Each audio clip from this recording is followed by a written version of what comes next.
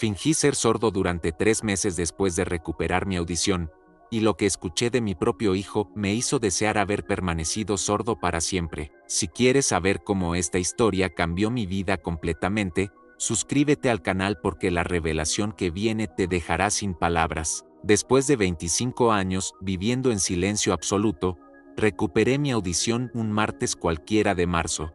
Los médicos me habían advertido que sería gradual, pero para mí fue como despertar de un sueño profundo y descubrir que el mundo seguía girando sin mí. El primer sonido que escuché fue el goteo del grifo de la cocina, ese mismo grifo que había estado roto durante meses y que yo había señalado tantas veces con gestos desesperados que nadie parecía entender.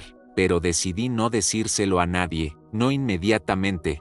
Tal vez fue instinto, tal vez fue curiosidad, o tal vez algo en mi interior sabía que necesitaba escuchar antes de ser escuchado. Durante 25 años, mi familia había aprendido a vivir conmigo como si fuera un mueble más de la casa, presente, útil cuando era necesario, pero fundamentalmente invisible en las conversaciones importantes. La primera semana fue un bombardeo sensorial.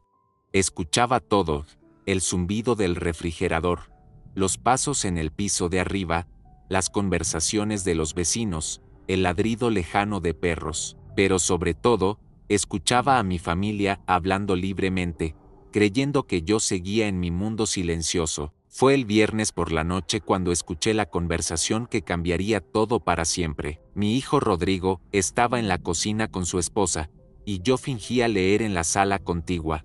Durante años, ellos habían desarrollado la costumbre de hablar abiertamente delante de mí, usando mi sordera como si fuera una capa de invisibilidad. Esa noche, sus palabras me atravesaron como cuchillos. No entiendo por qué sigues sintiéndote culpable, le decía María a mi hijo. Tu papá ni siquiera se da cuenta de lo que pasa a su alrededor. Es como cuidar a un niño grande, lo sé, pero a veces siento que le estamos quitando su dinero. Quitando, Rodrigo, él no tiene idea de cuánto gastamos. Firma lo que le pongas enfrente. Además, ese dinero va a ser tuyo de todas maneras cuando él, ya sabes. Mi corazón se detuvo. Durante meses había estado firmando papeles que Rodrigo me traía, confiando ciegamente en las explicaciones que me daba por escrito. Gastos médicos, me había dicho. Inversiones para tu futuro, había explicado en notas cuidadosamente escritas. El problema, continuó María, es que vive demasiado tiempo. Mi mamá dice que la gente como él debería estar en un asilo, no siendo una carga para familias jóvenes como nosotros. Pero María, él nos ayudó tanto cuando éramos jóvenes, y ya le pagamos. ¿Cuántos años hemos vivido aquí gratis? ¿Cuántas veces nos ha dado dinero cuando lo necesitábamos? Ya es suficiente, ahora nos toca a nosotros vivir. Sentí como si me hubieran vaciado por dentro. Durante años, había interpretado cada gesto, cada sonrisa, cada abrazo como amor genuino. Había confundido dependencia económica con cariño filial. Había malinterpretado conveniencia con gratitud. Esa noche no pude dormir. Escuché a Rodrigo y María planificando un viaje a Europa con mi dinero, discutiendo cómo convencerme de mudarme a un lugar más apropiado para mi condición, y riéndose de cómo había reaccionado cuando trataba de comunicarme usando gestos desesperados. Parece un mono en el zoológico, había dicho María, y ambos habían reído. Durante los siguientes días, mantuve mi fachada de sordera mientras escuchaba conversación tras conversación que demolía cada recuerdo feliz que tenía de mi relación con mi hijo. Descubrí que habían estado usando mi condición como excusa para aislarme de amigos y otros familiares. Papá está muy sensible con su sordera, le decían a cualquiera que preguntara por mí. Es mejor no molestarlo. Una semana después de esa primera conversación reveladora, mientras fingía dormir en mi sillón, escuché a Rodrigo hablando por teléfono con alguien sobre asilos de ancianos. Sí. El problema es que todavía está muy lúcido mentalmente. Si estuviera senil, sería más fácil justificar el traslado. Fue en ese momento que algo dentro de mí murió y algo nuevo nació. Durante 25 años había vivido en silencio, pero había estado ciego, no sordo. Ciego a la realidad de cómo me veían, ciego a sus verdaderas intenciones, ciego a mi propia dignidad siendo pisoteada día tras día. Esa noche, mientras escuchaba a mi hijo y su esposa planificar mi futuro como si fuera una transacción comercial, tomé la decisión más importante de mi vida. Era hora de que ellos supieran que yo podía escuchar, pero no de la manera que esperaban. Pero para que entiendas por qué esta decisión fue tan crucial, necesito contarte cómo llegué hasta este punto. Como un hombre que lo dio todo por su familia terminó siendo tratado como un estorbo en su propia casa. Mi nombre es Eduardo, y durante 62 años creí que entendía lo que significaba el amor incondicional. La ironía es devastadora. Perdí mi audición exactamente el día que mi hijo cumplió 18 años, como si el universo hubiera decidido que mi papel de padre protector había terminado y ahora debía aprender a ser el protegido. Todo comenzó con un accidente laboral en la construcción, una explosión inesperada, un zumbido ensordecedor, y después, nada. Los doctores hablaron de daño en el nervio auditivo, de terapias experimentales, de esperanzas mínimas. Rodrigo tenía 18 años y acababa de ingresar a la universidad cuando mi mundo se sumergió en el silencio eterno. Durante los primeros meses, él fue mi traductor con el mundo exterior. Escribía notas detalladas sobre las conversaciones telefónicas, me explicaba las noticias en la televisión, se aseguraba de que entendiera cada detalle de mi nueva realidad. Recuerdo vívidamente cómo sus ojos se llenaban de lágrimas cuando me veía luchar por comunicarme con gestos torpes y expresiones faciales exageradas. No te preocupes, papá, me escribía en esos papelitos que se convirtieron en nuestro lenguaje. Yo voy a ser tus oídos hasta que encuentren una cura. Qué ingenuo fui al creer que esa promesa duraría para siempre. Los primeros años fueron los más duros. Perdí mi trabajo inmediatamente. La construcción no era lugar para alguien que no podía escuchar las advertencias de peligro. Mi esposa, Carmen, había fallecido 3 años antes del accidente, así que Rodrigo se convirtió en mi único vínculo real con el mundo de los sonidos. Dependía completamente de él para todo: citas médicas, trámites bancarios, llamadas importantes. Gradualmente, comencé a notar cambios sutiles en su comportamiento. Las explicaciones se volvieron más breves, menos detalladas. Cuando preguntaba sobre llamadas específicas o visitantes, sus respuestas eran evasivas. No era importante, papá, o solo un vendedor molesto. Me di cuenta de que había comenzado a filtrar mi realidad, decidiendo que merecía saber y que no. Al principio lo justifiqué como protección. Pensé que estaba tratando de evitarme preocupaciones innecesarias.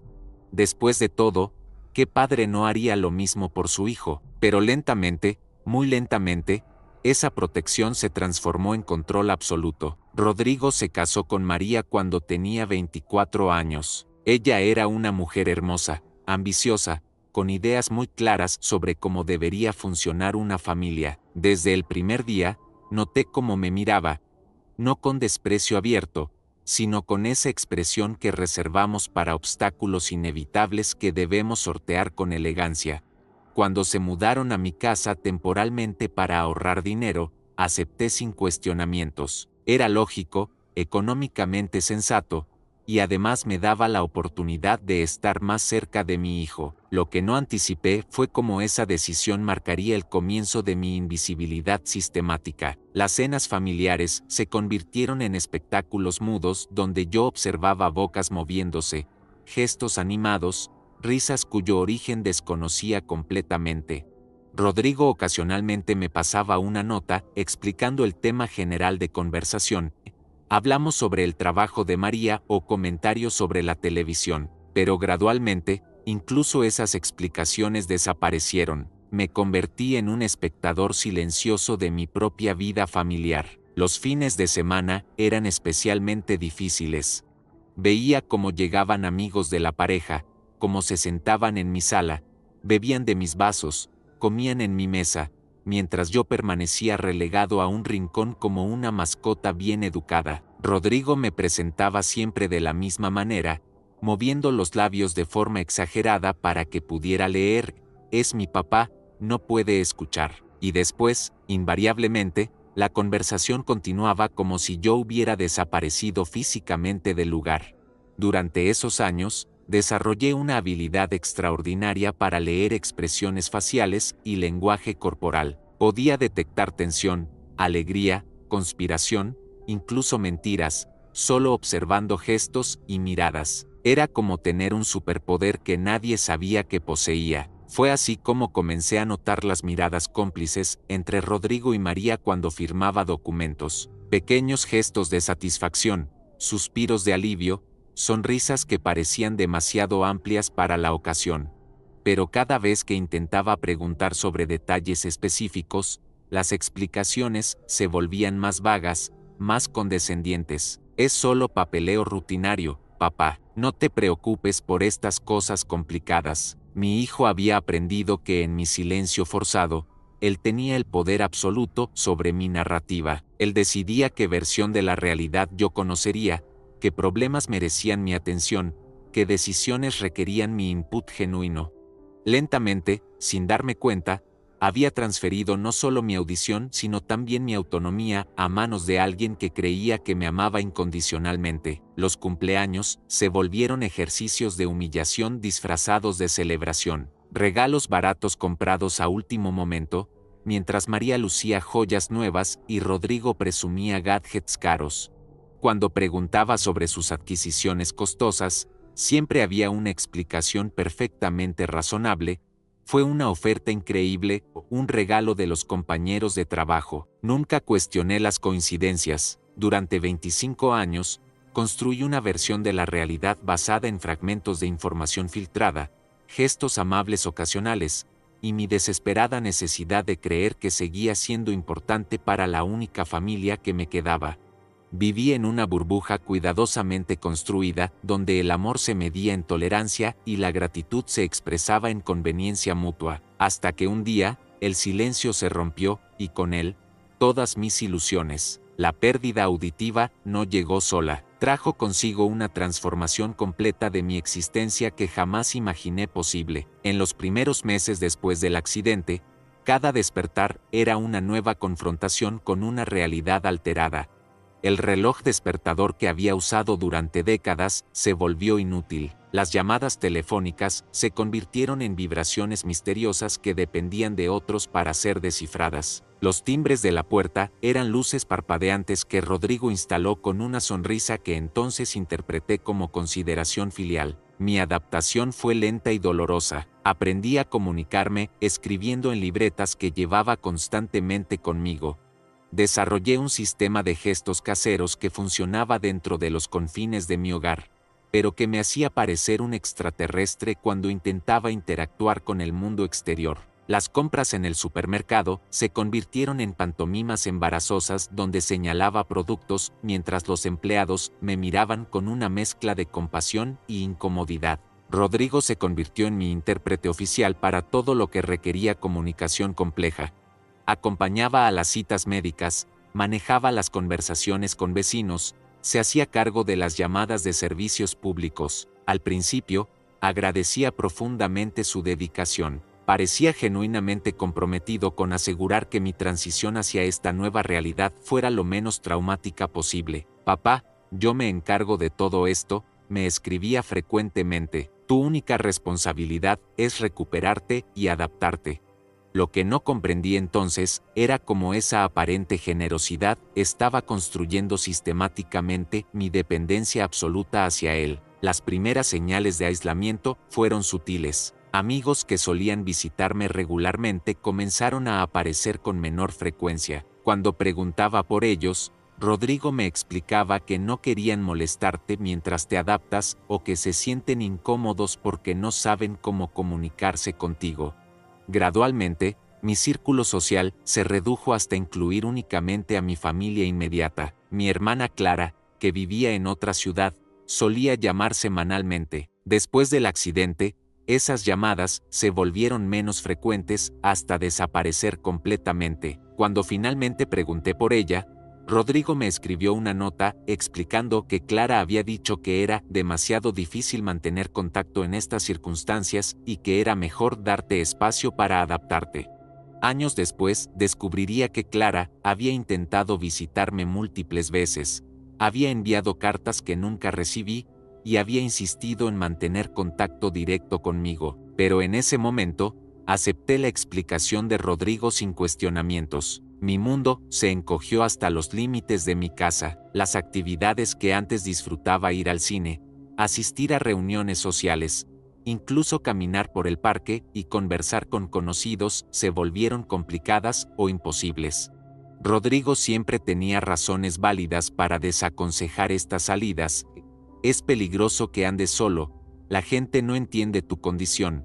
Es mejor que te quedes en casa donde estás seguro. Lentamente, acepté que mi nueva normalidad incluía una existencia más limitada, más dependiente, más pequeña. La llegada de María a nuestras vidas marcó una aceleración en este proceso de aislamiento. Ella tenía opiniones muy definidas sobre cómo debería organizarse nuestra vida familiar. Sugirió cambios en la distribución de la casa que, según ella, me harían más cómodo y seguro. Mi habitación fue trasladada al primer piso, alejada de las áreas sociales donde la pareja pasaba la mayor parte del tiempo. Es mejor para ti, Eduardo, me escribió en una de sus pocas comunicaciones directas conmigo. Así tienes más privacidad y nosotros no te molestamos con nuestro ruido.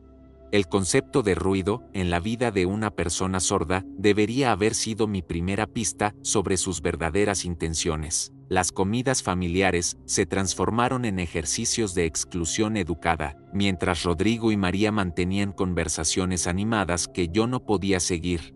Yo comía en silencio, ocasionalmente recibiendo un resumen superficial de los temas discutidos. Hablamos sobre el trabajo, me informaba Rodrigo, o María contaba algo gracioso que pasó hoy. Nunca detalles específicos, nunca invitaciones genuinas a participar en el intercambio. Me acostumbré a ser un observador perpetuo de interacciones ajenas. Los fines de semana eran especialmente solitarios. La pareja recibía visitas regularmente, amigos, colegas, familiares de María, pero yo rara vez era incluido en estas reuniones. Rodrigo justificaba mi ausencia explicando que papá prefiere descansar o que se siente más cómodo en su habitación. Cuando ocasionalmente aparecía en la sala durante estas visitas, las presentaciones eran breves y claramente diseñadas para minimizar la interacción. Es mi padre, no puede escuchar, repetía Rodrigo mecánicamente, y después la conversación continuaba como si yo hubiera sido catalogado y archivado apropiadamente. Durante estos años de adaptación, desarrollé una rutina diaria que giraba completamente alrededor de las necesidades y horarios de Rodrigo y María. Desayunaba temprano para no interferir con sus mañanas apresuradas. Almorzaba solo porque sus horarios laborales no coincidían con los míos. Cenaba cuando ellos decidían que era apropiado, generalmente después de haber tenido tiempo para descomprimirse de sus días ocupados. Mi existencia se había vuelto completamente reactiva. No tomaba decisiones, respondía a decisiones que otros tomaban por mí. Las compras se convirtieron en listas escritas que entregaba a Rodrigo, quien decidía que era necesario, que era demasiado caro, y que podía esperar hasta el próximo mes. Mis preferencias personales gradualmente desaparecieron de la despensa familiar, reemplazadas por productos que eran mejores para mi salud o más convenientes para todos. Incluso mi ropa comenzó a ser seleccionada por María, quien argumentaba que tenía mejor ojo para estas cosas y que quería asegurarse de que me viera presentable. Sin darme cuenta, había entregado cada aspecto de mi autonomía personal a cambio de cuidado y compañía. La televisión se convirtió en mi compañera más constante, aunque entender los programas sin sonido era un ejercicio de interpretación constante. Rodrigo ocasionalmente se sentaba conmigo y me explicaba diálogos importantes, pero estas sesiones se volvieron menos frecuentes conforme él y María construían su propia vida social separada de la mía. Durante 25 años, creí que estaba adaptándome exitosamente a mi discapacidad. En realidad, me estaba adaptando a una versión sistemáticamente disminuida de mi propia existencia, una donde mis necesidades, deseos y dignidad personal habían sido gradualmente erosionados hasta volverse irrelevantes, hasta que recuperé mi audición y descubrí que mi silencio había sido mi prisión, no mi protección. El milagro comenzó con una carta que nunca debí haber recibido. Era un martes de febrero cuando el cartero tocó directamente a mi puerta en lugar de dejar la correspondencia en el buzón como siempre hacía. Rodrigo había salido temprano esa mañana y María estaba en su trabajo, así que fui yo quien recibió el sobreoficial del Hospital San Rafael. La carta estaba dirigida específicamente a mí, no a la familia de Eduardo Mendoza como usualmente sucedía con mi correspondencia médica. El remitente era el doctor Alejandro Vázquez, neurólogo especialista en trastornos auditivos. El contenido me dejó completamente paralizado. Había una nueva técnica experimental disponible para casos como el mío, y mi expediente médico había sido seleccionado para participar en un programa piloto completamente gratuito. Durante 25 años, había resignado a vivir en silencio perpetuo. Todos los doctores que Rodrigo me había llevado a consultar habían sido categóricos. Mi daño auditivo era irreversible, permanente, definitivo. Pero esta carta hablaba de avances tecnológicos revolucionarios, de implantes neurales que podían bypasear completamente el daño en mis nervios auditivos. Mi primera reacción fue buscar a Rodrigo para compartir esta noticia increíble, pero algo me detuvo. Durante los últimos años, había notado cómo él reaccionaba ante cualquier mención de posibles tratamientos médicos para mi condición. Sus respuestas siempre eran desalentadoras. Papá, ya hemos probado todo, o los doctores dijeron que era mejor no tener falsas esperanzas. Por primera vez en décadas, decidí tomar una decisión médica independiente. Esa misma tarde, caminé hasta el hospital. Fue la primera vez en años que salía solo de casa, sin avisar a nadie, la primera vez que me aventuraba al mundo exterior sin mi intérprete oficial. El trayecto fue aterrador y liberador a la vez. Cada paso representaba una pequeña declaración de independencia que había olvidado cómo ejercer. El doctor Vázquez era un hombre joven, dinámico, que se comunicaba conmigo escribiendo en una tablet especial diseñada para pacientes con problemas auditivos. Su explicación sobre el procedimiento fue detallada y esperanzadora. El implante neural experimental había mostrado resultados extraordinarios en pacientes con daño similar al mío. La cirugía era mínimamente invasiva, el periodo de recuperación relativamente corto, y las posibilidades de éxito eran superiores al 80%. ¿Su familia conoce este tratamiento?, escribió el doctor en su tablet. Prefiero mantenerlo privado por ahora, respondí. Si funciona, será una sorpresa maravillosa. Si no funciona, al menos evito crear falsas expectativas. El doctor asintió comprensivamente. Entiendo perfectamente. Muchos pacientes prefieren manejar estos procesos de manera personal hasta estar seguros de los resultados. Programamos la cirugía para la siguiente semana. El doctor me explicó que el procedimiento requería hospitalización por 3 días, seguido de un periodo de calibración del dispositivo que podía tomar varias semanas. Durante ese tiempo, mi audición se restauraría gradualmente, como subir lentamente el volumen de una radio. Esa noche regresé a casa con una mezcla de terror y emoción que no había experimentado en años. Por primera vez en décadas, tenía un secreto que era completamente mío, una esperanza que no dependía de la aprobación o el filtro de nadie más. Inventé una excusa para mi ausencia de 3 días. Le escribí a Rodrigo que un viejo amigo de otra ciudad me había invitado a visitarlo, y que había decidido aceptar la invitación como una forma de salir un poco de la rutina. Para mi sorpresa, él no hizo preguntas detalladas sobre este amigo imaginario o sobre los detalles del viaje. Simplemente asintió y me ayudó a organizar el transporte. La cirugía fue exitosa más allá de todas las expectativas. Cuando desperté de la anestesia, el doctor Vázquez me mostró una sonrisa radiante mientras escribía en su tablet. Todo salió perfecto. En unos días comenzarás a escuchar sonidos nuevamente. Los primeros días fueron confusos. El dispositivo se activaba y desactivaba automáticamente mientras mi cerebro se adaptaba a procesar información auditiva después de tanto tiempo. Escuchaba fragmentos de conversaciones, sonidos distorsionados, ecos extraños que mi mente luchaba por interpretar. Era como aprender un idioma completamente nuevo. Durante mi estancia en el hospital, me di cuenta de cuánto había extrañado la complejidad del mundo sonoro, los pitidos de las máquinas, las conversaciones de las enfermeras, el tráfico de la calle, incluso el simple sonido de mis propios pasos en el pasillo del hospital eran pequeños milagros que me emocionaban hasta las lágrimas. El doctor me explicó que la recuperación auditiva completa tomaría entre 4 y 6 semanas.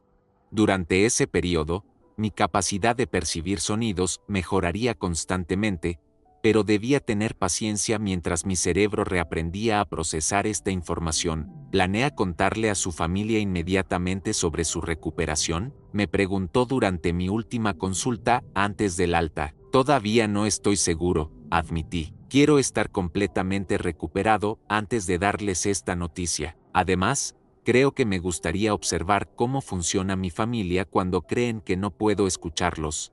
El doctor frunció el ceño ligeramente. ¿Hay alguna razón específica para esa curiosidad? No supe cómo explicarle que después de 25 años de depender completamente de las interpretaciones de Rodrigo sobre el mundo exterior, tenía la sospecha creciente de que había aspectos de mi realidad que habían sido editados. Solo curiosidad, mentí. Después de tanto tiempo, sin poder escuchar conversaciones espontáneas, me gustaría experimentar eso nuevamente antes de cambiar la dinámica familiar. Regresé a casa con un secreto que cambiaría todo. Durante las primeras semanas, fingí continuar con mi vida normal mientras internamente celebraba cada sonido nuevo que mi dispositivo me permitía percibir. Era como tener acceso a un canal de televisión secreto que había estado transmitiendo en mi casa durante años sin que yo lo supiera. Y muy pronto descubriría que ese canal transmitía una realidad completamente diferente a la que había estado viviendo. La primera conversación que escuché completamente fue sobre el precio del café. Parecía tan inocente, tan mundana, que casi me hizo reír. Estaba fingiendo leer el periódico en la mesa del desayuno cuando María le comentó a Rodrigo que había comprado una marca más cara porque, de todas maneras, tu papá no nota la diferencia entre un café de 5 pesos y uno de 50. Esa frase aparentemente insignificante se clavó en mi mente como una astilla. Durante años, había asumido que las decisiones de compra se basaban en presupuesto familiar o preferencias compartidas. Jamás consideré que algunas decisiones se tomaran específicamente porque mi discapacidad me impedía detectar la diferencia de calidad. Pero eso era solo el comienzo. 2 días después, mientras organizaba mis medicamentos en la cocina, escuché a María hablando por teléfono con su madre.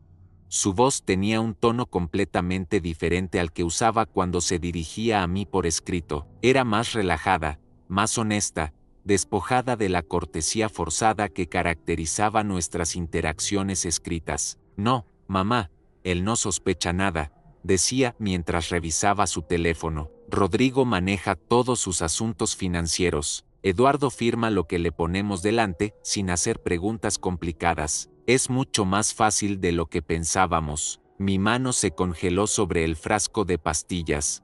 ¿Más fácil de lo que pensaban? ¿Qué exactamente habían estado planeando que requería que fuera fácil de manejar? El problema, continuó María, es que vive demasiado cómodamente. Ayer se quejó porque no había suficiente azúcar para su café, como si fuera el dueño de la casa. Bueno, técnicamente sí lo es, pero ya sabes a qué me refiero. Una pausa larga mientras escuchaba a su madre al otro lado de la línea. Exacto, mamá. Por eso, Rodrigo está manejando lo del poder legal. Una vez que tengamos eso formalizado, va a ser mucho más sencillo tomar las decisiones importantes sin tener que explicarle cada detalle. ¿Poder legal? Mi corazón comenzó a latir tan fuerte que temí que María pudiera escucharlo desde la cocina. Durante los últimos meses, Rodrigo me había presentado varios documentos para firmar, explicándome por escrito que eran actualizaciones de seguros médicos y trámites de pensión. Nunca cuestioné estos papeles porque confiaba completamente en él. Tienes razón, continuó María, a veces siento lástima por él, pero luego recuerdo todo lo que nos ha costado cuidarlo estos años. No es que no lo queramos, pero ya pagamos nuestra deuda filial, ¿no crees? Esa noche no pude dormir. Las palabras de María resonaban en mi cabeza. Deuda filial, más fácil de lo que pensábamos, poder legal. Cada frase sugería una planificación deliberada, una estrategia que habían estado ejecutando sin mi conocimiento. Al día siguiente, decidí observar más atentamente las interacciones cotidianas de mi familia. Fingí tomar mi siesta habitual en el sillón de la sala, pero mantuve mis oídos completamente alertas a cualquier conversación que pudiera revelar más información. Rodrigo llegó del trabajo alrededor de las 6 de la tarde, y inmediatamente comenzó una conversación con María que me heló la sangre. ¿Conseguiste que firmara los papeles del banco?, le preguntó mientras se quitaba la chaqueta. Sí, esta mañana. Ni siquiera leyó los detalles. Solo le escribí que era para actualizar información de cuentas y firmó inmediatamente. Perfecto, ahora tenemos acceso completo a su cuenta de ahorros. El abogado dice que con el poder legal que firmó la semana pasada, podemos manejar todas sus finanzas sin restricciones. Mi mundo se desplomó. La cuenta de ahorros que había construido durante décadas de trabajo duro, el dinero que había reservado para emergencias médicas y para asegurar mi independencia económica en la vejez, ahora estaba en manos de Rodrigo sin mi consentimiento informado. ¿Cuánto hay en total?, preguntó María con una curiosidad que sonaba más empresarial que familiar. Entre la cuenta de ahorros, la de cheques y los certificados de depósito, alrededor de 200,000 pesos. Más que suficiente para el enganche de la casa que vimos el mes pasado. ¿Y él no va a notar que estamos usando su dinero para comprar nuestra propia casa? María, él confía en mí completamente. Si le digo que es una inversión familiar que nos beneficia a todos, lo va a aceptar sin cuestionamientos. Además, técnicamente es cierto, cuando él muera, la casa va a ser nuestra de todas maneras.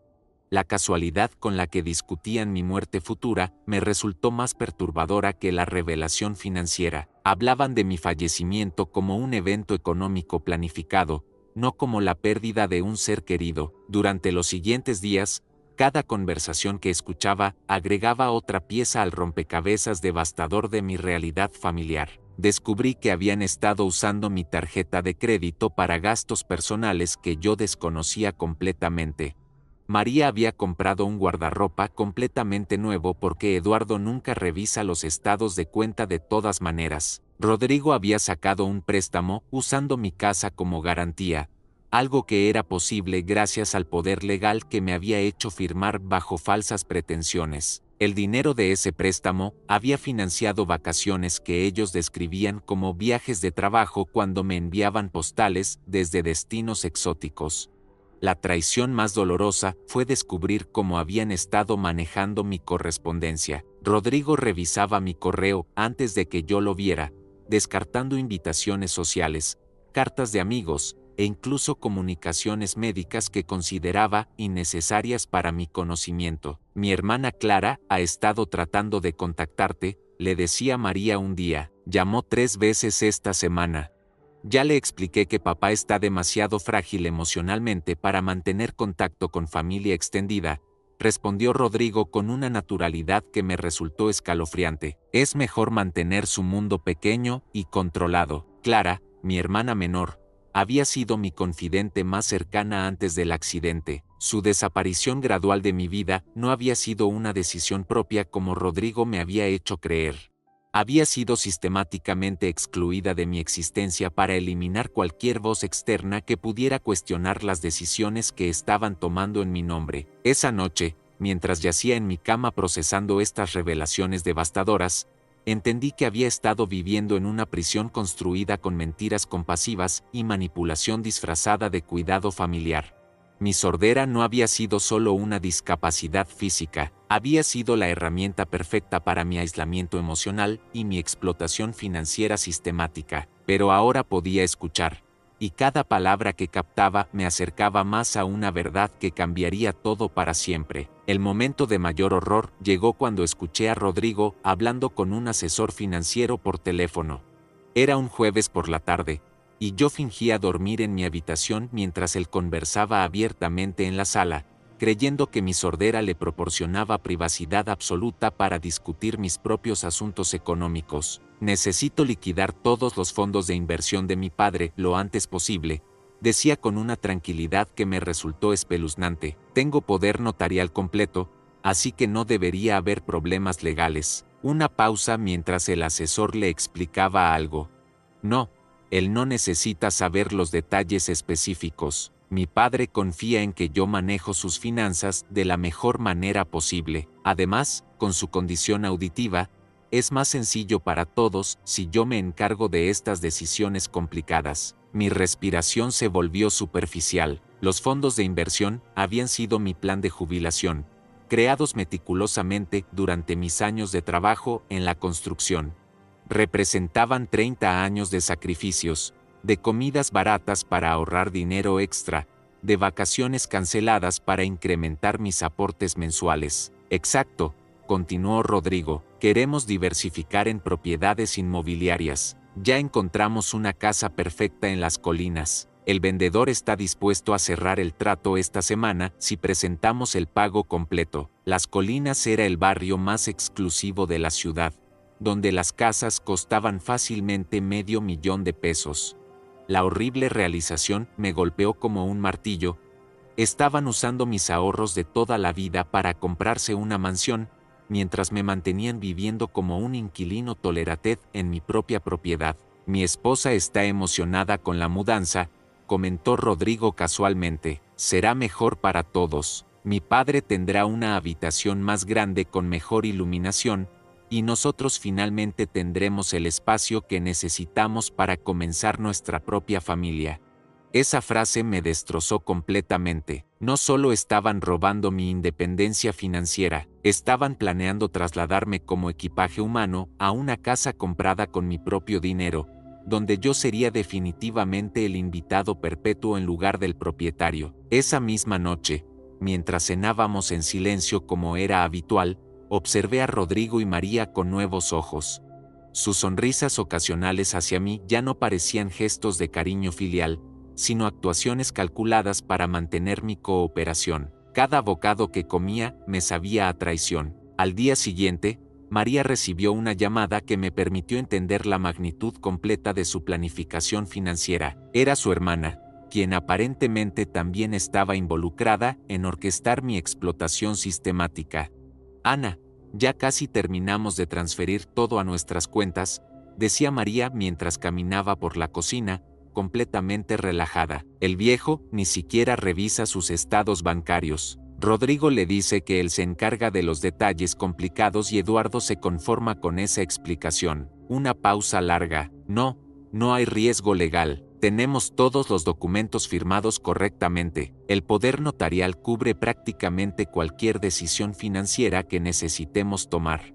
Nuestro abogado revisó todo y dice que estamos completamente protegidos. ¿Protegidos? Pensé con amargura. ¿Protegidos de qué? ¿De la posibilidad de que yo descubra que me están robando? La casa nueva tiene 4 habitaciones, continuó María con evidente satisfacción. Una para nosotros, una para el futuro bebé, una oficina para Rodrigo y una pequeña para Eduardo. Será perfecto porque él estará cómodo, pero nosotros tendremos privacidad total.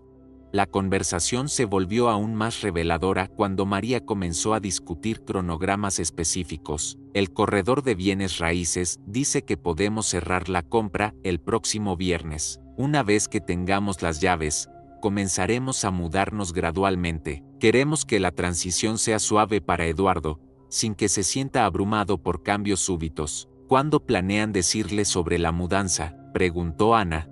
Rodrigo se lo va a explicar como una oportunidad de inversión familiar que nos beneficia a todos. Le dirá que encontramos una casa más grande donde él puede tener más comodidades, mejor acceso médico, ese tipo de cosas. Eduardo siempre acepta las explicaciones de Rodrigo sin resistencia. Esa descripción de mi propia personalidad como alguien inherentemente sumiso y manipulable me resultó más insultante que la revelación del robo financiero.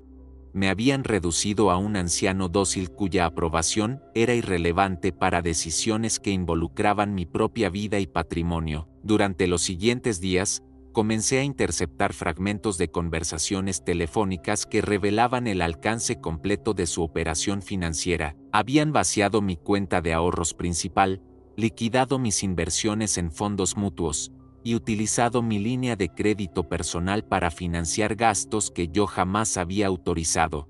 Rodrigo había comprado un automóvil nuevo, justificándolo como transporte necesario para llevar a papá a sus citas médicas. María había renovado completamente su guardarropa, argumentando que necesitaba verse profesional para representar dignamente a la familia. Incluso habían financiado vacaciones extravagantes, descritas en mis documentos bancarios como gastos médicos de rehabilitación.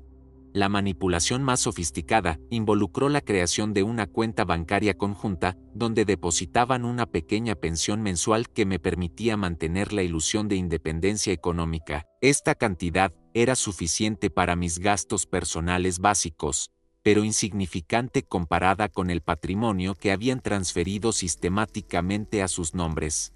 Es importante que Eduardo sienta que todavía controla algo de dinero, le explicaba Rodrigo a María durante una de sus conversaciones de planificación. Si le quitamos todo de golpe, podría empezar a hacer preguntas incómodas o incluso buscar ayuda legal externa. La crueldad de esta estrategia me dejó sin palabras. No solo me estaban robando, estaban administrando cuidadosamente mi propia victimización para asegurar mi complicidad continua. Una tarde, mientras revisaba discretamente algunos documentos que Rodrigo había dejado sobre la mesa de la cocina, encontré el contrato de compra de la casa nueva. Mi nombre aparecía como el comprador oficial, pero todas las firmas habían sido hechas usando el poder legal que me habían hecho otorgar bajo falsas pretensiones. Según el documento, yo estaba comprando voluntariamente una propiedad de 480,000 pesos para mejorar las condiciones de vida familiar. La ironía era devastadora. Oficialmente, yo era el dueño de una mansión que jamás había visto, comprada con dinero que había ganado durante décadas, pero donde viviría como huésped tolerado de mis propios empleados financieros. Esa noche, mirando el techo de mi habitación, entendí que había sido víctima del fraude más elaborado y personal imaginable. No habían sido extraños quienes habían destruido mi seguridad financiera. Había sido mi propio hijo, la persona en quien había depositado mi confianza más absoluta, pero ahora tenía algo que ellos no sabían que poseía: información completa sobre sus crímenes y la capacidad de escuchar cada palabra de sus próximos movimientos. La revelación más escalofriante llegó cuando descubrí que habían estado consultando con abogados especializados en incapacidad mental. Era un lunes por la mañana cuando Rodrigo recibió una llamada que cambió mi percepción sobre el nivel de premeditación en sus acciones. Doctor Herrera, gracias por devolverme la llamada, dijo Rodrigo mientras se paseaba por la sala, creyendo que yo estaba absorto en mi programa de televisión matutino. Quería consultar sobre los procedimientos para declarar incapacidad mental en casos de deterioro cognitivo asociado con discapacidades sensoriales. Mi sangre se congeló. Habían estado investigando cómo declararme legalmente incompetente para tomar mis propias decisiones, a pesar de que yo mantenía todas mis facultades mentales intactas. Entiendo, continuó Rodrigo, mi padre tiene 67 años, lleva 25 años sordo, y últimamente hemos notado signos de confusión y desorientación. A veces firma documentos sin entender completamente su contenido, toma decisiones financieras imprudentes, y parece perdido en conversaciones complejas. Cada palabra era una mentira calculada. Yo firmaba documentos sin cuestionarlos porque confiaba en las explicaciones que él me proporcionaba por escrito. No participaba en conversaciones complejas porque él controlaba toda la información que llegaba hasta mí. ¿Cuánto tiempo tomaría el proceso legal?, preguntó, y pude detectar ansiedad en su voz. Necesitamos actuar pronto porque está comenzando a hacer preguntas sobre sus finanzas, y tememos que pueda tomar decisiones irracionales que pongan en riesgo su bienestar futuro. El cinismo de esa declaración me resultó abrumador. Las únicas decisiones irracionales habían sido confiar en él y permitir que manejara mis asuntos sin supervisión externa. Después de terminar la llamada, Rodrigo inmediatamente contactó a María para informarle sobre la conversación con el abogado. El proceso de incapacitación legal puede tomar entre 3 y 6 meses, le explicó cuando ella regresó del trabajo. Necesitamos documentar comportamientos erráticos, conseguir evaluaciones médicas que respalden nuestras afirmaciones, y demostrar que no puede manejar sus asuntos financieros de manera responsable. ¿Cómo vamos a probar comportamientos erráticos si él no hace nada particularmente extraño?, preguntó María con preocupación práctica. Ahí es donde necesitamos ser creativos, respondió Rodrigo con una frialdad que me heló la sangre. Podemos documentar episodios de confusión, olvidos importantes, decisiones contradictorias. Si es necesario, podemos exagerar algunas situaciones para crear un patrón convincente. Estaban planeando fabricar evidencia de mi deterioro mental para justificar legalmente el control total sobre mi vida y mis bienes. Durante los días siguientes, comencé a notar cambios sutiles en cómo documentaban mis actividades diarias. María empezó a tomar notas detalladas sobre todo lo que yo hacía, interpretando comportamientos completamente normales como signos de declive cognitivo. Eduardo se olvidó de cerrar el grifo de la cocina esta mañana. Escribía en una libreta que no sabía que yo había visto. Dejó sus medicamentos sobre la mesa en lugar de guardarlos en el lugar apropiado. Preguntó 2 veces qué día era durante el desayuno. Cada entrada era técnicamente verdadera pero completamente descontextualizada. Había dejado el grifo abierto porque escuché que Rodrigo estaba lavando platos en el fregadero de atrás. Los medicamentos estaban sobre la mesa porque los estaba organizando para la semana. Pregunté sobre el día porque había perdido la noción del tiempo leyendo, algo perfectamente normal para cualquier persona jubilada. Pero en manos de María, estos incidentes cotidianos se transformaban en evidencia de deterioro mental progresivo. La estrategia se volvió más elaborada cuando comenzaron a crear situaciones diseñadas específicamente para hacerme parecer confundido o incompetente. Rodrigo empezó a darme instrucciones contradictorias por escrito, y después documentaba mi confusión cuando yo no podía seguir direcciones inconsistentes. Le pedí que organizara sus documentos médicos por fecha. Escribía en su propio diario de observaciones. En lugar de eso, los organizó alfabéticamente y después pareció frustrado cuando le expliqué que había hecho el trabajo incorrectamente. Esto sugiere dificultades para procesar instrucciones simples. Una tarde, mientras fingía leer en mi habitación, escuché a Rodrigo coordinando con un médico geriatra para agendar una evaluación psicológica sin mi conocimiento previo.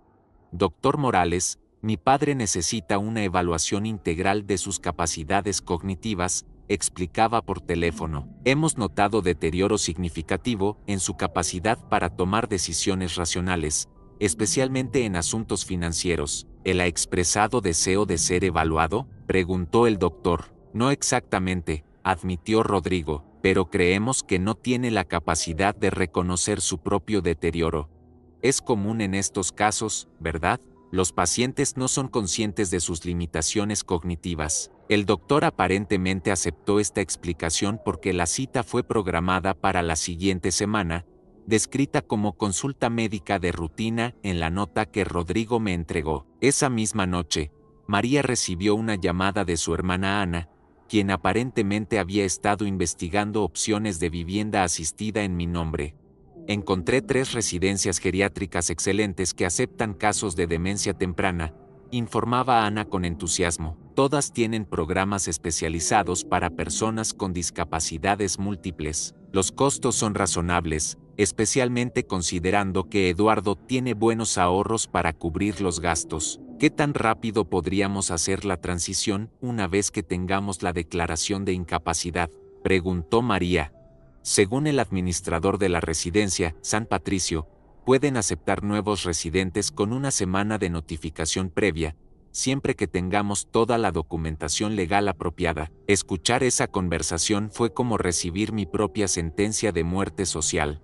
No solo estaban planeando robar mi independencia financiera, estaban orquestando mi desaparición completa de la vida familiar, relegándome a una institución donde estaría completamente aislado de cualquier persona que pudiera cuestionar sus decisiones. La planificación se extendía incluso a detalles sobre cómo manejarían mi resistencia potencial al plan. Si Eduardo se opone a la mudanza, discutía Rodrigo con María, podemos usar su resistencia como evidencia adicional de su incapacidad para tomar decisiones racionales sobre su propio bienestar. Exacto, concordaba María. El doctor Herrera explicó que la resistencia a cuidados apropiados es un síntoma común de deterioro cognitivo. Mientras más se oponga, más convincente será nuestro caso legal. Habían convertido mi potencial autodefensa en otra herramienta para justificar mi victimización sistemática. Durante esas semanas de revelaciones devastadoras, me di cuenta de que había subestimado completamente la sofisticación de su manipulación. No eran simplemente hijos codiciosos, aprovechándose de un padre vulnerable. Eran arquitectos de una conspiración elaborada que había estado desarrollándose durante años. Cada documento que me habían hecho firmar, cada decisión que habían tomado en mi nombre, cada aislamiento social que habían justificado como protección, había sido un paso calculado hacia este momento, mi eliminación completa como individuo autónomo. Pero tenían un problema que no habían anticipado. Ahora yo podía escuchar cada palabra de sus planes, y finalmente entendía que necesitaba actuar antes de que fuera demasiado tarde para recuperar mi vida. El nivel de crueldad en sus conversaciones privadas superó todo lo que había imaginado posible. Era como descubrir que las dos personas más cercanas a mí habían estado representando una obra de teatro durante años, mientras que sus verdaderos sentimientos hacia mí eran de desprecio absoluto. La conversación más dolorosa la escuché un sábado por la noche, cuando ambos habían bebido vino durante la cena y sus inhibiciones estaban considerablemente reducidas. Yo había fingido retirarme temprano a mi habitación, pero dejé la puerta entreabierta para poder captar sus palabras. Honestamente, Ana, a veces siento que estamos cuidando a un animal doméstico grande, decía María con una risa que me cortó como vidrio. Eduardo come, duerme, ve televisión y firma papeles cuando se los ponemos enfrente. No es realmente una persona funcional, pero al menos los animales son agradecidos, respondió Rodrigo con una carcajada. Mi padre actúa como si le estuviéramos debiendo algo constantemente. Ayer se quejó porque su café estaba tibio, como si fuera un cliente pagando en un restaurante de lujo. Es que no entiende su situación real, continuó María. En su mente, todavía es el patriarca de la familia, el que toma las decisiones importantes. No se da cuenta de que es completamente dependiente de nosotros para todo. La forma casual en que discutían mi humanidad reducida me resultó más devastadora que cualquier robo financiero. Para ellos, yo había dejado de ser Eduardo Mendoza, el hombre que había trabajado 30 años para construir un patrimonio, que había criado a su hijo con amor y sacrificio. Era simplemente un obstáculo inconveniente que requería manejo estratégico. ¿Te acuerdas cuando éramos novios y tu papá nos ayudó con el enganche de nuestro primer apartamento?, preguntó María de repente.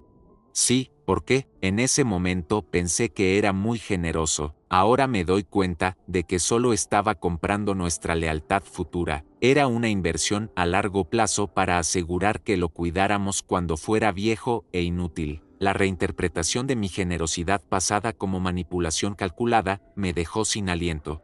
Cada regalo que les había dado, cada ayuda financiera que les había proporcionado durante sus años de estudiantes, cada gesto de amor paternal había sido retrospectivamente recontextualizado como un acto egoísta diseñado para asegurar mi cuidado futuro. Lo que más me molesta, continuó Rodrigo, es su actitud de mártir silencioso, esa expresión de sufrimiento noble que pone cuando cree que nadie lo está observando, como si fuera una víctima de las circunstancias en lugar de una carga que elegimos llevar. Exacto, exclamó María, y la forma en que nos mira cuando llegamos tarde a casa, como si estuviéramos abandonando a un niño pequeño. No entiende que tenemos nuestras propias vidas, nuestros propios problemas. Esa descripción de mi soledad como manipulación emocional me resultó especialmente cruel.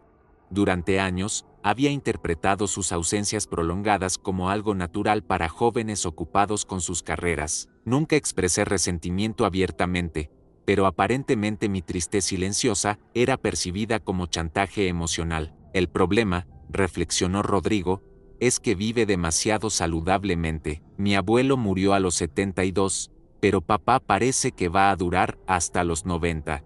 ¿Te imaginas otros 20 años de esto? Por eso es tan importante el plan de la residencia geriátrica, respondió María pragmáticamente. Una vez que esté allí, podemos visitarlo los domingos, mantener las apariencias de hijos devotos, pero recuperar nuestras vidas el resto de la semana. Y lo mejor de todo, añadió Rodrigo con satisfacción evidente, es que él va a pagar su propia reclusión con el dinero que ha estado ahorrando durante décadas. Es poético, ¿no crees? La conversación se volvió aún más hiriente cuando comenzaron a burlarse de mis intentos de comunicación y mis esfuerzos por mantener mi dignidad personal. ¿Viste cómo se vistió para la cita médica de la semana pasada?, preguntó María. Se puso su mejor camisa y se peinó cuidadosamente, como si fuera un evento social importante. No entiende que el doctor solo lo ve como otro paciente geriátrico sordo. Es adorable de manera patética, concordó Rodrigo. Toda esa ceremonia para vestirse, como si su apariencia importara a alguien más que a él mismo. Mis esfuerzos por mantener mi autoestima y presentarme dignamente al mundo eran interpretados como vanidad senil, como si el deseo de preservar mi respeto propio fuera evidencia de mi desconexión con la realidad. La crueldad alcanzó su punto máximo cuando comenzaron a imitar mis gestos y expresiones faciales que yo usaba para comunicarme. Mira, hago la cara de estoy confundido pero pretendo entender, dijo María, y ambos estallaron en risas. Y esta es su expresión de quiero participar en la conversación pero no tengo idea de qué están hablando. No olvides la clásica cara de estoy fingiendo que esto no me molesta pero claramente estoy herido, añadió Rodrigo, imitando aparentemente una expresión que yo había hecho sin darme cuenta. Escuchar a mi propio hijo burlarse de los mecanismos de supervivencia emocional que había desarrollado para lidiar con mi aislamiento fue más doloroso que cualquier traición financiera. Era la humillación de mi humanidad más básica, la ridiculización de mi lucha diaria por mantener mi dignidad en circunstancias difíciles. ¿Sabes lo que más me divierte?, preguntó María, cuando trata de ayudar en la cocina y no puede escuchar las instrucciones. Ayer estaba cortando verduras completamente mal, pero siguió haciéndolo con esa concentración intensa, como si fuera la tarea más importante del mundo. Es como ver a un niño pequeño jugando a ser adulto, concordó Rodrigo. Toda esa seriedad para actividades que realmente no importan. Mis intentos de contribuir útilmente a las tareas domésticas, mis esfuerzos por sentirme valioso y necesario en mi propia casa, eran percibidos como entretenimiento involuntario, como espectáculos cómicos para su diversión privada. La conversación terminó con una planificación detallada sobre cómo acelerar el proceso de mi institucionalización. Creo que necesitamos ser más agresivos, documentando comportamientos problemáticos, sugirió María. Si creamos situaciones que lo hagan parecer más confundido o agitado, el proceso legal será más rápido. Tienes razón, acordó Rodrigo, y una vez que esté en la residencia, podemos vender esta casa y usar ese dinero para la nuestra. Será como cerrar un capítulo y comenzar nuestra vida real finalmente. Esa noche, acostado en mi cama, comprendí que había estado viviendo con extraños que habían aprendido a imitar perfectamente el amor filial mientras planificaban meticulosamente mi destrucción personal. Durante 25 años, había malinterpretado tolerancia por afecto, conveniencia por lealtad y explotación por cuidado familiar. Pero ahora conocía la verdad completa, y era hora de que ellos descubrieran que el hombre al que habían subestimado durante tanto tiempo todavía tenía la capacidad de defenderse. La sofisticación de su manipulación se reveló completamente cuando descubrí cómo habían estado usando mi propia generosidad contra mí durante años. Era un martes cuando María recibió una llamada de su hermana que me permitió entender el nivel de premeditación en cada uno de sus movimientos. Ana, el plan funcionó perfectamente, decía María mientras organizaba papeles en la mesa de la cocina. Eduardo firmó la transferencia de la póliza de seguro de vida sin hacer una sola pregunta. Ahora somos los únicos beneficiarios de los 300,000 pesos cuando él fallezca. Mi corazón se detuvo. Durante meses, Rodrigo me había presentado documentos relacionados con actualizaciones de seguros, explicándome por escrito que eran cambios rutinarios requeridos por la compañía aseguradora.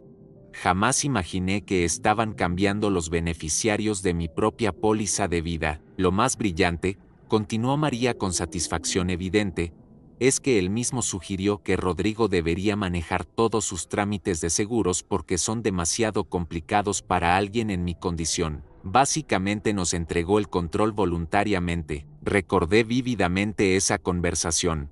Rodrigo había llegado a casa frustrado después de pasar horas en oficinas de seguros, quejándose por escrito sobre la burocracia complicada. Yo, sintiéndome culpable por las molestias que mi discapacidad causaba, había insistido en que él manejara todos mis asuntos de seguros para evitarle futuras complicaciones. Mi propia consideración hacia su tiempo y esfuerzo había sido convertida en una herramienta para mi explotación sistemática.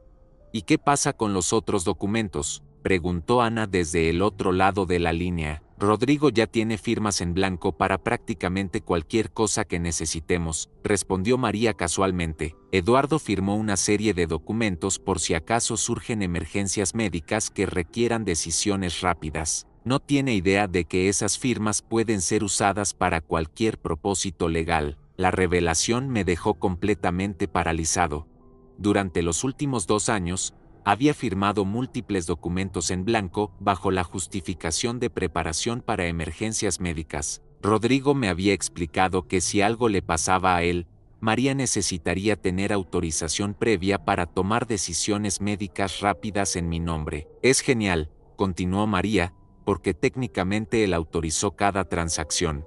Si alguien cuestiona las transferencias de dinero, tenemos documentación legal perfecta que demuestra su consentimiento explícito. Habían convertido mi confianza parental en un sistema de explotación legal prácticamente inquebrantable. Esa tarde, mientras fingía organizar mis medicamentos en la cocina, escuché a Rodrigo coordinando con un contratista sobre renovaciones en la casa nueva que habían comprado con mi dinero. Queremos remodelar completamente la habitación del fondo, explicaba por teléfono. Será para mi padre, así que necesita ser funcional pero básica, nada funky, solo lo esencial para una persona mayor con discapacidades. ¿Qué tipo de modificaciones específicas necesita?, preguntó el contratista. Principalmente seguridad, respondió Rodrigo. Cerraduras especiales en las ventanas para evitar que se desoriente y trate de salir solo. Tal vez algún tipo de sistema de monitoreo discreto para asegurar que esté seguro cuando no estemos en casa. La descripción sonaba exactamente como las instalaciones de una prisión domiciliaria disfrazada de cuidado geriátrico especializado. También queremos limitar su acceso al resto de la casa, continuó Rodrigo. Una entrada separada sería ideal, para que pueda tener independencia pero sin interferir con nuestras actividades diarias. ¿Su padre tiene problemas de comportamiento que requieren esa separación?, preguntó el contratista con curiosidad profesional. No exactamente problemas, respondió Rodrigo cuidadosamente, pero con su sordera y confusión creciente, es mejor mantenerlo en un ambiente controlado, donde no pueda lastimarse o crear situaciones complicadas. Estaban diseñando mi futuro hogar como una celda cómoda, donde estaría físicamente presente, pero completamente segregado de la vida familiar real. 2 días después, María recibió una llamada del administrador de la residencia geriátrica que me heló la sangre. Señora García, hemos revisado la aplicación para su suegro y todo está en orden, decía una voz masculina formal. La habitación estará disponible el 1 de próximo mes. ¿Confirmamos la fecha de ingreso? Perfecto, respondió María con entusiasmo. ¿Y el pago mensual se puede deducir automáticamente de su cuenta bancaria? Por supuesto. Hemos configurado todo para que los 4,000 pesos mensuales se transfieran directamente cada día 1. El señor Mendoza no necesitará preocuparse por ningún detalle administrativo. 4,000 pesos mensuales. Mi pensión completa más una porción significativa de mis ahorros serían destinados a pagar mi propia reclusión involuntaria. ¿Y visitantes?, preguntó María. Queremos asegurar que tenga un ambiente tranquilo, sin demasiadas distracciones externas. Entendemos perfectamente. Manejaremos las visitas según las instrucciones familiares. Muchos de nuestros residentes con demencia temprana se benefician de contacto limitado con el exterior durante su periodo de adaptación. Me estaban preparando para un aislamiento social completo, justificado médicamente. Esa noche, Escuché la conversación más reveladora entre Rodrigo y María sobre cómo habían estado manipulando sistemáticamente mis percepciones durante años.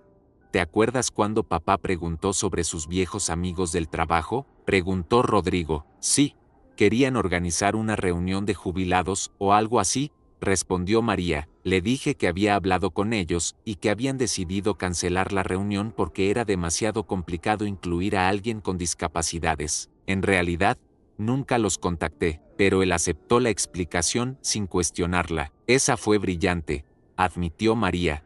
Y cuando su hermana Clara llamó insistiendo en visitarlo por su cumpleaños, le expliqué a papá que Clara había dicho que era demasiado emocional verlo en su condición actual y que prefería recordarlo como era antes. Él se sintió triste, pero entendió. Cada aislamiento social que había experimentado durante años había sido artificialmente creado por ellos.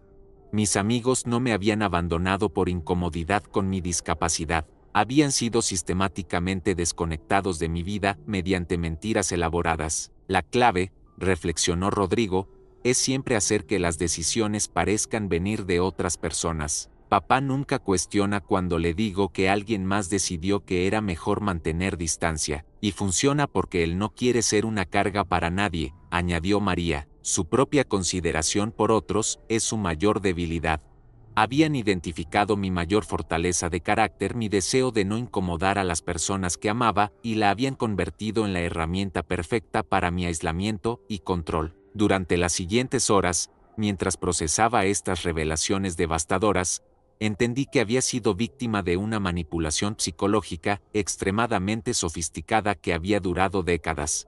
No solo habían robado mi dinero y planeado mi institucionalización, habían secuestrado mi realidad social completa, creando una versión ficticia del mundo, donde yo era un individuo naturalmente aislado que dependía de su generosidad para cualquier conexión humana. Pero ahora conocía la verdad, y era hora de usar esa información para reclamar mi vida antes de que fuera demasiado tarde. La conversación que finalmente rompió mi corazón y liberó mi espíritu llegó un viernes por la noche, cuando Rodrigo y María estaban organizando los últimos detalles para mi internamiento en la residencia geriátrica. Creían que yo estaba profundamente dormido después de tomar mis medicamentos nocturnos, pero en realidad estaba completamente alerta, escuchando cada palabra de su planificación final. Mañana viene el equipo médico para la evaluación psicológica, informaba Rodrigo mientras revisaba documentos. El doctor Morales ya tiene nuestro reporte detallado sobre el deterioro cognitivo progresivo de papá. Con suerte, tendremos la declaración de incapacidad para el miércoles. ¿Y si él se resiste durante la evaluación?, preguntó María con preocupación práctica. Ese es el plan más brillante de todos, respondió Rodrigo con una satisfacción que me resultó nauseabunda. Si coopera y responde normalmente, diremos que está teniendo un día lúcido que es típico en demencia temprana. Si se resiste o se frustra, diremos que está mostrando agitación y comportamiento beligerante típico de su condición. Habían convertido cualquier respuesta posible de mi parte en evidencia de enfermedad mental. Era una trampa perfecta donde mi lucidez sería interpretada como síntoma de demencia, y mi resistencia sería catalogada como confirmación de incapacidad. Lo que más me emociona, continuó María, es que una vez que esté internado, podemos comenzar a vivir realmente. Ayer vi el brochure del crucero por el Mediterráneo que queremos tomar. Con el dinero que ahorraremos sin tener que cuidarlo, podemos permitirnos esas vacaciones que siempre quisimos. Y lo mejor, añadió Rodrigo, es que él mismo está pagando por nuestra libertad.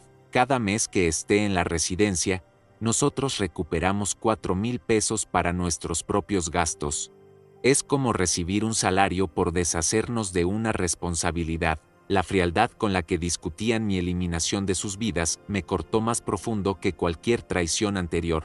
No era solo codicia, era alivio genuino por la perspectiva de no tener que fingir amor filial por más tiempo. ¿Crees que va a sospechar algo durante el traslado?, preguntó María. Lo dudo. Le vamos a explicar que es una consulta médica especializada que requiere hospitalización temporal.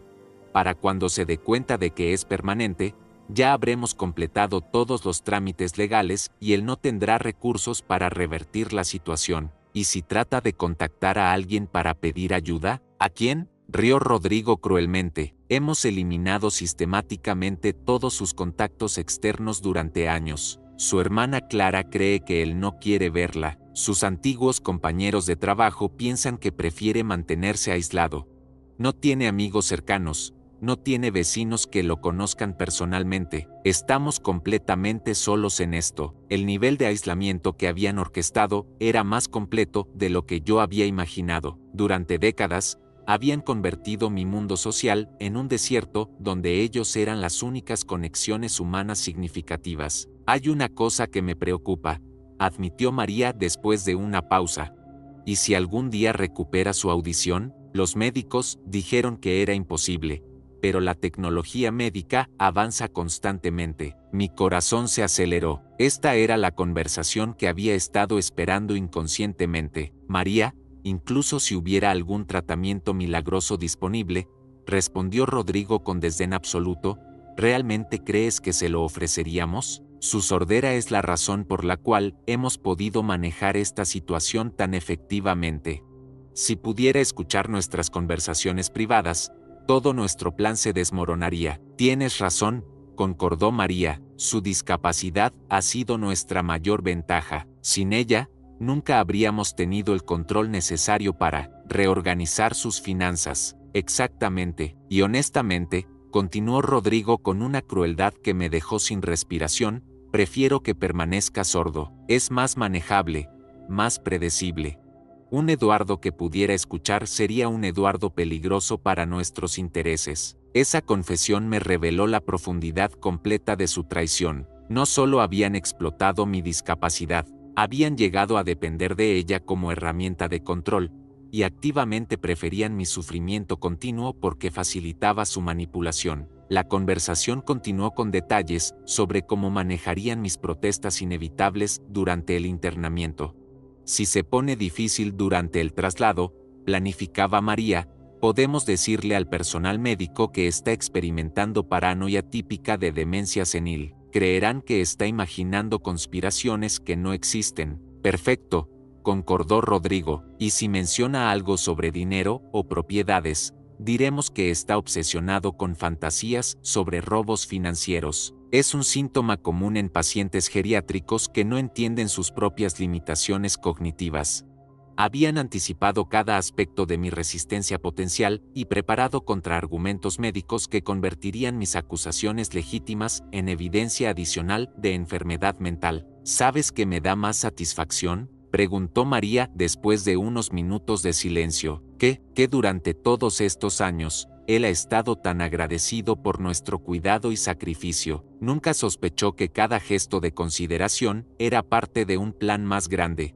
Su propia gratitud nos permitió robarlo más efectivamente. Es irónico, ¿verdad?, reflexionó Rodrigo. Cuanto más agradecido estaba, más vulnerable se volvía. Su amor incondicional hacia mí fue exactamente lo que necesitábamos para destruir su independencia. Esa observación me destrozó completamente. Mi amor paternal, la fuerza más genuina y pura en mi vida, había sido identificado por mi propio hijo como una debilidad exploitable que había facilitado mi victimización sistemática.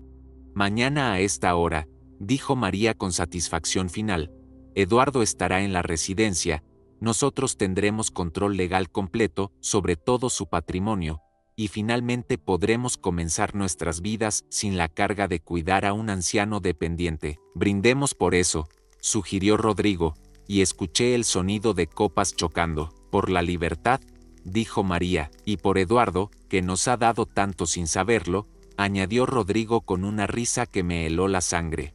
Esa noche, acostado en mi cama procesando la conversación más devastadora de mi vida, tomé la decisión más importante de mis 67 años.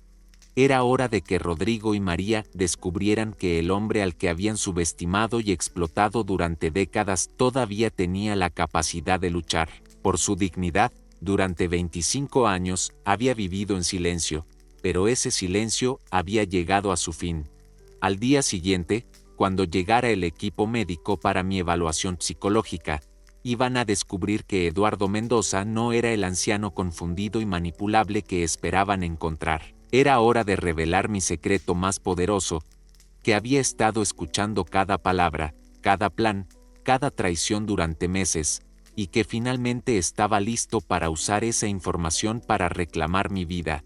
El sábado amaneció con una calma extraña en la casa, como si el universo supiera que ese día cambiaría todo para siempre. Rodrigo y María se levantaron temprano para preparar todo para la llegada del equipo médico que venía a evaluarme. Los escuché susurrando en la cocina mientras preparaban café, repasando una vez más su estrategia para presentarme como un anciano incompetente que necesitaba tutela legal inmediata.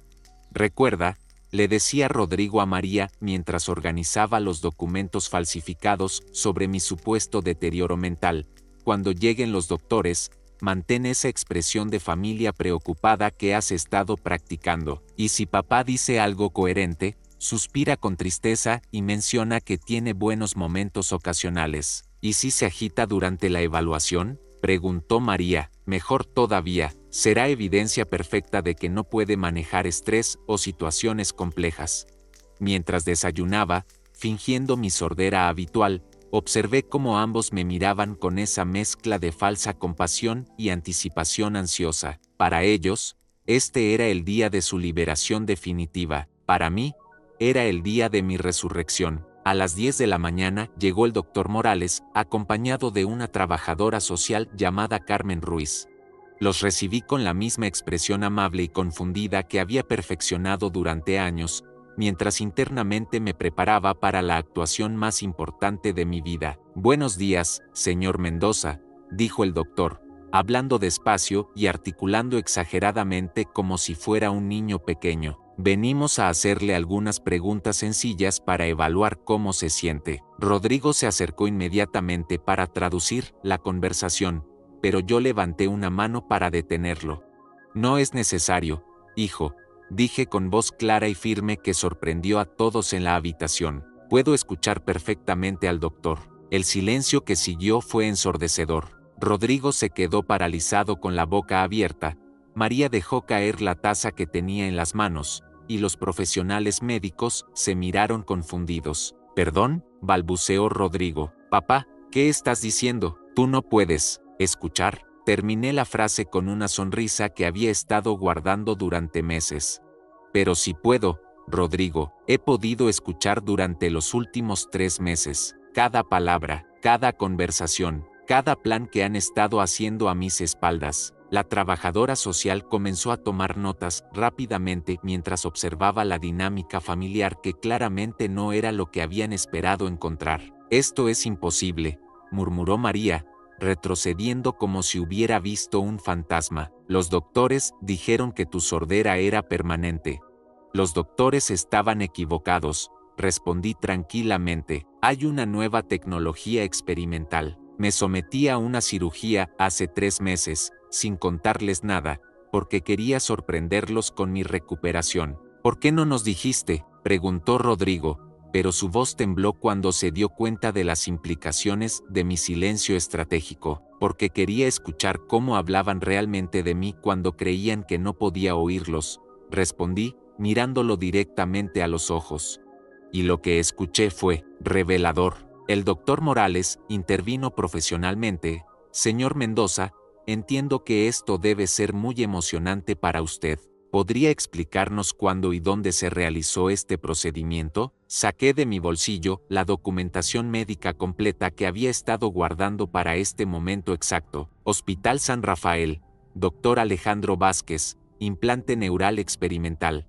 Aquí están todos los reportes médicos, las radiografías postoperatorias y los estudios de seguimiento». Carmen Ruiz revisó los documentos mientras Rodrigo y María se miraban con terror creciente. «Estos documentos parecen completamente legítimos», confirmó la trabajadora social. «Señor Mendoza, ¿hay alguna razón por la cual su familia solicitó esta evaluación de competencia mental?». «Sí», respondí con calma deliberada. «Creo que puedo explicar exactamente por qué están tan desesperados por declararme incompetente». Durante la siguiente hora, con la precisión de un contador forense, detallé cada conversación que había escuchado durante meses. Mencioné fechas específicas, cifras exactas, nombres de abogados y asesores financieros que habían contactado, números de cuentas bancarias que habían vaciado, y el plan completo para internarme en una residencia geriátrica usando mi propio dinero. Tengo aquí, continué, sacando una grabadora digital que había comenzado a usar discretamente durante las últimas semanas, evidencia de audio de varias conversaciones donde discuten abiertamente sus planes para robar mi patrimonio y eliminarme de sus vidas. El rostro de Rodrigo se volvió completamente blanco. Papá, tú no entiendes, nosotros solo estábamos tratando de... ¿De qué? Interrumpí. ¿De robarme? ¿De aislarme de mi hermana Clara mediante mentiras? ¿De vaciar mis cuentas bancarias usando poderes legales obtenidos bajo falsas pretensiones? ¿De planear mi reclusión involuntaria para poder gastar mi dinero en cruceros por el Mediterráneo? Cada acusación específica golpeó como un martillo. María comenzó a llorar, pero ya no me conmovía sus lágrimas como antes. La trabajadora social tomaba notas febrilmente. Señor Mendoza, estas son acusaciones muy serias. ¿Tiene documentación que respalde estas afirmaciones? Tengo copias de todos los documentos que me hicieron firmar bajo engaños, respondí, entregando una carpeta organizada meticulosamente, estados bancarios que muestran transferencias no autorizadas, contratos de compra de propiedades firmados con mi poder legal sin mi conocimiento real, y cambios en beneficiarios de seguros de vida hechos sin mi consentimiento informado. El doctor Morales revisó los documentos con expresión cada vez más sombría. Señor García, se dirigió a Rodrigo, ¿puede explicar estas transferencias financieras y estos cambios en documentos legales? Rodrigo tartamudeó. Nosotros, él nos pidió que manejáramos sus finanzas porque con su discapacidad, mi discapacidad, lo interrumpí firmemente, nunca afectó mi capacidad mental para tomar decisiones financieras. Lo que afectó fue mi capacidad para detectar que ustedes estaban mintiendo sobre el contenido de los documentos que me presentaban para firmar. Carmen Ruiz cerró su libreta de notas. Señor Mendoza, basándome en esta conversación, es evidente que usted posee completa capacidad mental para manejar sus asuntos. De hecho, la planificación y documentación que ha presentado demuestra un nivel de organización y lucidez ejemplar. Doctor Morales, añadió, dirigiéndose a su colega, creo que necesitamos reportar estas circunstancias a las autoridades apropiadas. Esto no es un caso de incompetencia mental, esto parece ser un caso de explotación financiera de un adulto mayor. María finalmente encontró su voz. Eduardo, por favor, ¿podemos hablar de esto en familia? No, respondí con una firmeza que había estado guardando durante décadas. Ustedes perdieron el derecho a discusiones familiares cuando decidieron tratarme como un obstáculo que necesitaba ser eliminado en lugar de como el padre que los amó incondicionalmente durante toda su vida. Me levanté de mi silla y me dirigí directamente a los profesionales médicos. Doctor Morales, Carmen, agradezco que hayan venido hoy. Su presencia me ha dado la oportunidad de reclamar oficialmente mi competencia mental y mi derecho a controlar mi propia vida. Señor Mendoza, dijo el doctor, ¿necesita ayuda para contactar recursos legales para proteger sus intereses? Ya los he contactado, respondí con una sonrisa. Mi abogado estará aquí en una hora para comenzar el proceso de reversión de todas las transferencias fraudulentas y para presentar cargos criminales apropiados. Rodrigo y María se miraron con terror absoluto, finalmente comprendiendo que el hombre al que habían subestimado durante tanto tiempo había orquestado su propia liberación con la misma meticulosidad que ellos habían usado para planear su explotación.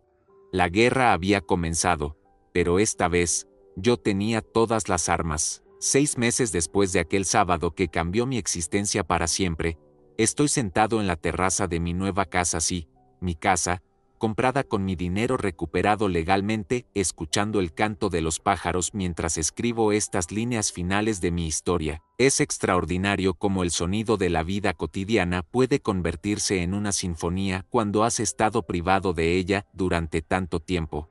El proceso legal fue más rápido de lo que esperaba. Mi abogado, el licenciado Fernando Castillo, me explicó que casos como el mío eran más comunes de lo que la gente imaginaba, pero rara vez tenían evidencia tan documentada y completa. Las grabaciones de audio que había recopilado durante semanas, combinadas con la documentación financiera meticulosa que había organizado, crearon un caso prácticamente incontestable. Eduardo, me dijo durante nuestra primera reunión formal, en 30 años de práctica legal, nunca he visto a una víctima de explotación familiar tan bien preparada para defenderse. Su planificación estratégica es admirable. Rodrigo y María enfrentaron cargos criminales por fraude financiero, falsificación de documentos y explotación de un adulto mayor. Rodrigo intentó argumentar que había actuado con las mejores intenciones para proteger mi patrimonio, pero las grabaciones donde discutían abiertamente sus planes de vacaciones financiadas con mi dinero destruyeron cualquier defensa de buenas intenciones. El juez fue particularmente severo durante la sentencia. Este caso representa una traición fundamental de los vínculos familiares más sagrados, declaró. La explotación sistemática de un padre por su propio hijo, aprovechándose de una discapacidad percibida, constituye uno de los actos más despreciables que este tribunal ha presenciado. Rodrigo recibió 3 años de prisión y la obligación de restituir completamente todos los fondos robados. María, como cómplice, recibió 2 años con libertad condicional y prohibición de contactarme durante 5 años. La casa que habían comprado con mi dinero fue embargada y vendida, con los ingresos devueltos a mis cuentas bancarias. Pero más importante que la justicia legal fue la recuperación de mi propia identidad. Una semana después del juicio, recibí una llamada que me emocionó hasta las lágrimas. Era Clara, mi hermana, quien había estado intentando contactarme durante años sin éxito. Eduardo, sollozaba al teléfono, cuando leí sobre el caso en el periódico, no podía creer lo que te habían hecho. Pensé que tú no querías verme, que mi presencia te recordaba demasiado a Carmen y te causaba dolor. Clara, le respondí con voz temblorosa, nunca dejé de querer verte. Rodrigo me dijo que tú habías decidido mantener distancia porque mi condición te resultaba demasiado difícil de manejar. Jamás dije eso, intenté visitarte docenas de veces. Rodrigo siempre me decía que estabas demasiado frágil emocionalmente para recibir visitas, que era mejor dejarte descansar. Esa conversación fue el comienzo de la reconstrucción de mi mundo social. Clara me ayudó a reconectar con amigos de toda la vida que habían sido sistemáticamente eliminados de mi existencia. Miguel Santos, mi antiguo compañero de construcción, me confesó que había llamado múltiples veces ofreciendo ayuda después de mi accidente, pero Rodrigo siempre le decía que yo prefería manejar mi situación privadamente.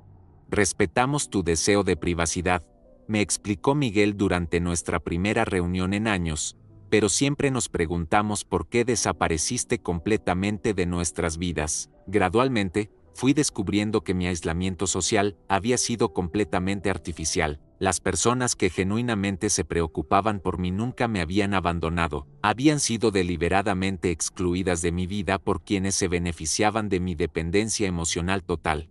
La recuperación de mi autonomía financiera me permitió tomar decisiones que habían estado fuera de mi alcance durante décadas. Compré una casa moderna en un barrio tranquilo, equipada con todas las comodidades que realmente quería, no las que otros decidían que eran apropiadas para mi condición. Contraté a Patricia, una asistente doméstica que me ayuda con tareas pesadas pero respeta completamente mi independencia.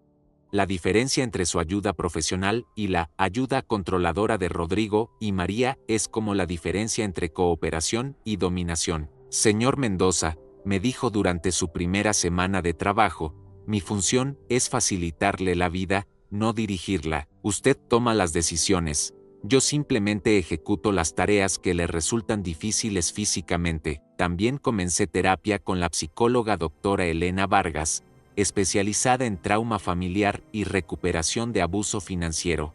Nuestras sesiones me ayudaron a procesar no solo la traición de Rodrigo y María, sino también mi propia responsabilidad en permitir que la situación escalara durante tanto tiempo. Eduardo, me explicó durante una de nuestras conversaciones, su generosidad y confianza no fueron errores. El error fue de quienes decidieron explotar esas cualidades admirables para su propio beneficio. Pero, ¿cómo no me di cuenta de las señales? Obviamente, le pregunté.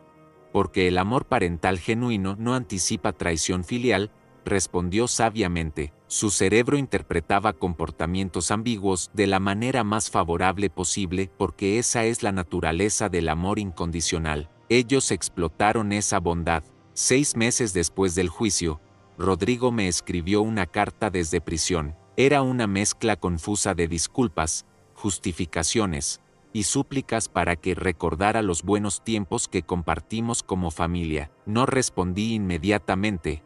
En lugar de eso, llevé la carta a mi sesión de terapia para procesarla objetivamente. ¿Siente tentación de perdonar y restablecer contacto?, me preguntó la doctora Vargas. Siento algo, admití, pero ya no confundo perdón con permitir abuso continuo. Puedo perdonar a Rodrigo por su propio bienestar emocional, pero eso no significa que deba exponerme nuevamente a su manipulación. Finalmente, le escribí una respuesta breve: Rodrigo, acepto tus disculpas y te deseo recuperación genuina durante tu tiempo en prisión. Sin embargo, mi perdón no constituye una invitación a reanudar una relación. Has perdido permanentemente el privilegio de acceso a mi vida personal y financiera. Utiliza este tiempo para reflexionar sobre cómo reconstruir tu carácter moral. Hoy, a los 68 años, vivo una vida que es genuinamente mía por primera vez en décadas. Desayuno cuando quiero, veo los programas de televisión que elijo, compro la comida que prefiero, y tomo decisiones basadas en mis propios deseos y necesidades, no en las interpretaciones que otros tienen sobre lo que es mejor para mí. Clara me visita cada domingo para almorzar. Miguel y otros amigos del trabajo vienen regularmente a jugar dominó los viernes por la noche. He comenzado a tomar clases de pintura, algo que siempre quise hacer pero que nunca era apropiado, según mis antiguos cuidadores. Mi audición sigue mejorando gradualmente. El doctor Vázquez me explica que mi cerebro continúa adaptándose al implante, creando nuevas conexiones neurales que enriquecen mi experiencia auditiva cada día. Eduardo, me dijo durante mi última consulta, su caso será incluido en un estudio médico sobre recuperación auditiva tardía. Su historia inspirará a otros pacientes que han perdido la esperanza, pero más importante que la recuperación física ha sido la recuperación de mi dignidad personal. He aprendido que el amor propio no es egoísmo, es la fundación necesaria para cualquier relación saludable. He descubierto que establecer límites no es crueldad, es autorrespeto. Mientras escribo estas líneas finales, escucho el sonido de la vida floreciendo a mi alrededor, niños jugando en el parque cercano, el tráfico distante de una ciudad vibrante, el zumbido suave del aire acondicionado en mi hogar confortable. Durante 25 años viví en silencio, pero ese silencio me enseñó a valorar cada sonido. Durante décadas permití que otros controlaran mi narrativa, pero esa experiencia me enseñó el valor de escribir mi propia historia. A cualquiera que esté viviendo una situación similar, le digo, nunca es demasiado tarde para reclamar tu vida. La dignidad personal no tiene fecha de vencimiento, y el amor propio es un derecho, no un privilegio que otros pueden otorgar o retirar. Recuperé mi audición, pero más importante, recuperé mi voz, y esta vez, nadie me silenciará jamás.